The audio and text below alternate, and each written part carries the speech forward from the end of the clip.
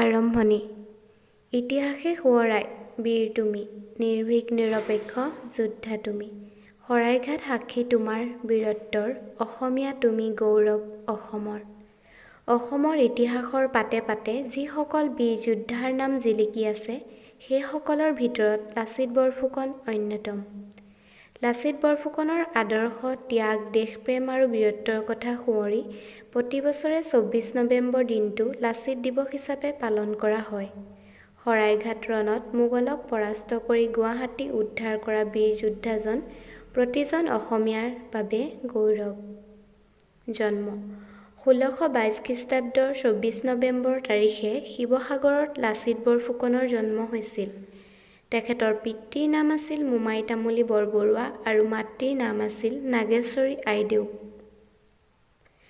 আহোম ৰাজ্যৰ প্ৰথমজন বৰবৰুৱা তথা পাইক প্ৰথাৰ প্ৰৱৰ্তক মোমাই তামুলী বৰবৰুৱাৰ পুত্ৰ হোৱা হেতুকে লাচিত বৰফুকনে শিশু অৱস্থাৰ পৰাই সামৰিক আৰু অসামৰিক দুয়োবিধ শিক্ষাই ল'ব লগা হৈছিল আৰু কৰ্তব্যপৰায়ণ, কৰ্মনিষ্ঠা, সততা, দেশপ্ৰেম আদি গুণসমূহ পৰিয়ালৰ পৰাই পাইছিল।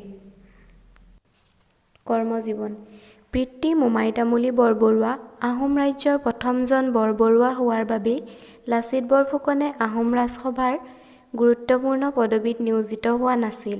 তাৰ পৰিৱৰ্তে তেখেতৰ কষ্ট, সাহস, অধ্যৱসায়ৰ ফলতহে আহোম ৰাজ্যৰ বৰফুকন তথা প্ৰধান সেনাপতি পদত অধিষ্ঠিত হৈছিল। এই পদবীত অধিষ্ঠিত হোৱাৰ পূৰ্বে লাচিত বৰফুকন সেই সময়ৰ ৰাজমন্ত্ৰী ডাঙৰীয়াৰ হাঁচতি ধৰা তামুলী পদত, ইয়াৰ পৰৱৰ্তী সময়ত ঘোঁৰাবৰুৱা পদত নিযুক্ত হৈছিল। ঘোঁৰাবৰুৱা পদত সুকলমে দায়িত্ব পালন কৰাৰ পাছত লাচিত বৰফুকনে দুলীয়া বৰুৱা, শিমলুগুৰীয়া ফুকন, দোলাকাষৰীয়া বৰুৱা পদত অধিষ্ঠিত হৈছিল। দোলাকাষৰীয়া পদত অধিষ্ঠিত হৈ থাকোঁতে স্বৰ্গদেউ চক্ৰধ্বজ সিংহই লাচিত বৰফুকনৰ দক্ষতাৰ উমান পাইছিল আৰু আনুষ্ঠানিকভাৱে আহোম ৰাজ্যৰ প্ৰধান সেনাপতি আৰু বৰফুকনত পদত নিযুক্তি দিয়ে।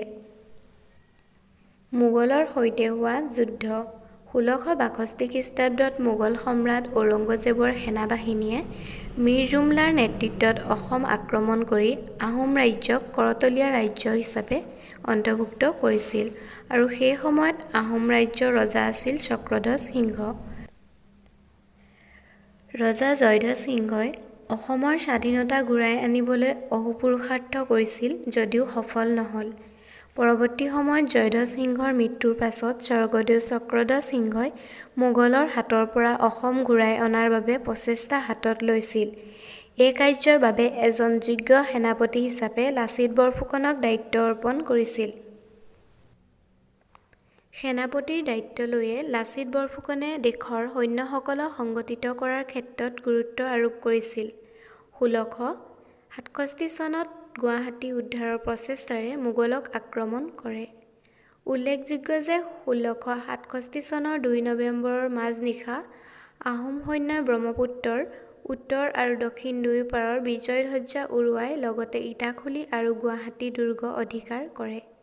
কিন্তু ১৬৬৯ চনত আহোম আৰু মোগলৰ মাজত ৰক্তক্ষয়ী আলাবৈ যুদ্ধখন হৈছিল। এই যুদ্ধত একেদিনাই প্ৰায় ১০,০০০ আহোম সৈন্য শ্বহীদ হৈছিল। আলাবৈ ৰণত পৰাজয়ত লাচিত বৰফুকনক হতাশ কৰিছিল যদিও মহামন্ত্ৰী আতন বৰগোহাঁইৰ বুজনিত তেওঁ পুনৰ দৃঢ় হৈছিল।